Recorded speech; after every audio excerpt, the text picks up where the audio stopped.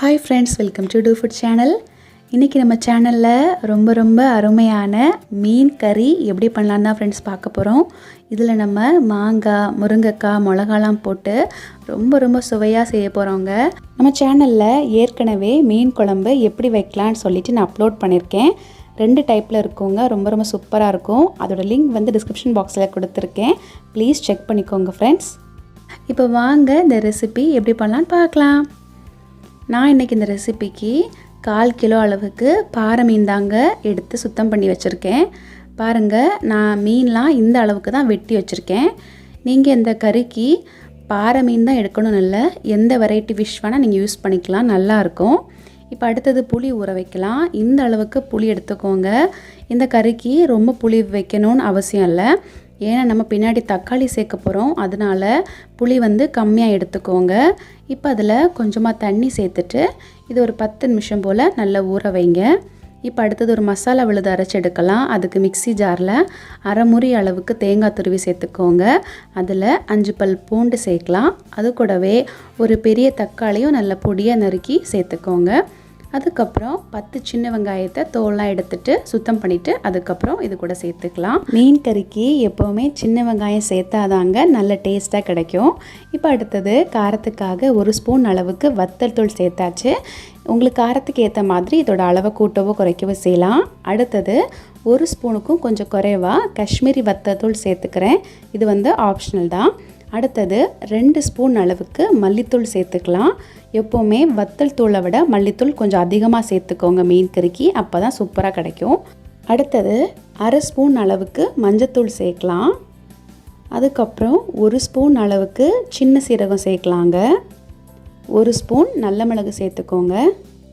இது எல்லாத்தையும் சேர்த்ததுக்கப்புறம் தேவையான அளவு தண்ணி சேர்த்துட்டு இதை நல்ல ஒரு மையான விழுதாக அரைச்சி எடுத்துக்கோங்க. இப்போ பாருங்கள், நம்ம அரைச்செடுத்தது விழுது எல்லாத்தையும் எந்த பாத்திரத்தில் நம்ம வந்து கறி வைக்க போகிறோமோ அதில் மாற்றி எடுத்துக்கலாம். நான் இன்றைக்கி மண் சட்டியில் தான் கறி வைக்க போகிறேன், அதனால் மண் சட்டியில் மாற்றி எடுத்துக்கிட்டேன். இந்த மாதிரி தான் அந்த மசாலா விழுது இருக்கணுங்க. நீங்கள் வந்து வேறு கடாயில் கூட இந்த மீன் கறி வைக்கலாம். இப்போது இது கூட ஒரு முருங்கைக்காவை நல்லா க்ளீன் பண்ணிவிட்டு 2ஆக நறுக்கி இது கூட சேர்த்துக்கோங்க. அடுத்தது ஒரு சின்ன சைஸ் மாங்காயில் பாதி மாங்காய் தான் சேர்க்க போகிறேங்க. இது கொஞ்சம் புளிப்பான மாங்காய், அதனால தான் பாதி மாங்காய் சேர்த்துக்கிட்டேன். உங்களுக்கு புளிப்பு கம்மியான மாங்காய் கிடச்சா முழு மாங்காவை நீங்கள் வந்து இந்த மாதிரி கட் பண்ணி நீளமாக கட் பண்ணி சேர்த்துக்கோங்க. அதுக்கப்புறம் நான் 4 பச்சை மிளகாய் சேர்க்க போகிறேங்க. காரத்துக்கு ஏற்ற மாதிரி இதோட அளவை வந்து நீங்கள் கூட்டவோ குறைக்கவோ செய்யலாம். 2ஆக நறுக்கி சேர்த்துக்கோங்க. தேவையான அளவு உப்பு சேர்க்கலாம். நான் இன்னைக்கு கல்லுப்பு தான் சேர்க்குறேன், நீங்கள் இதுக்கு பதிலாக பொடி உப்பு கூட சேர்க்கலாங்க. எல்லாத்தையும் சேர்த்ததுக்கப்புறம் லைட்டாக கலந்து விட்டுக்கோங்க. இப்போ இது கூட 1 கப் அளவு தண்ணி சேர்க்கலாம். தண்ணி சேர்த்துட்டு மறுபடியும் இது நல்லா கலந்து விடுங்க. அடுத்தது நம்ம ஊற வச்ச புளியை நல்லா கரைச்சிட்டு அதுக்கப்புறம் இது கூட சேர்த்துக்கலாம். சேர்த்துட்டு நல்லா இதை கலந்து விடுங்க. நல்லா கலந்து விட்டதுக்கப்புறம் ஸ்டவ்வில் வைக்கலாம். ஸ்டவ்வில் வச்சுட்டு நல்லா மிதமான தீயில வச்சுக்கோங்க. இது நல்லா கொதிக்கட்டும். இப்போ பாருங்கள், இது நல்லா கொதிச்சிட்ருக்கு. இப்போ நம்ம இது கூட மீன் சேர்க்கலாம்.